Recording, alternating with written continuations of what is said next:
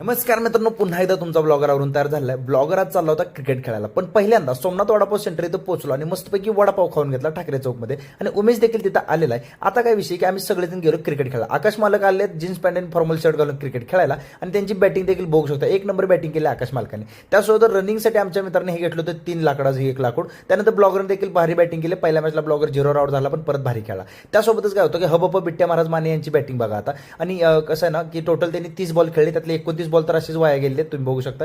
आणि तो 30वा बॉल उजळला, म्हणजे तो दिवस उजळला. आणि त्यांनी नंतर जो षटकार मारला तो देखील आम्ही ब्लॉगमध्ये दाखवणार, कारण सगळंच काय वाईट दाखवायचं नसतं. आता हा बघा षटकार, असा एक बॉल फक्त त्यांना दिसला 30 मधला. आणि तो षटकार मारल्यानंतर मी पोहोचलो होतो मीटिंगसाठी, कारण आपल्या लोकमान्य मित्रमंडळाच्या ढोलताशा पथकाची मीटिंग होती आणि तिथे सगळेजण आले होते. म्हटलं ब्लॉगरनी पोहोचणं गरजेचं आहे. मीटिंग तर बाकी मस्त झाली, मोठे महत्त्वाचे निर्णय घेण्यात आले. भूक जाम लागली होती, म्हटलं चला अन्नपूर्णाची पावभाजी म्हणजे एकच नंबर. हर्षद मला कमेंट करा नक्की. आणि ब्लॉगरनं खाऊन घेतलेली आणि ब्लॉगर आता घरी आलेला आहे.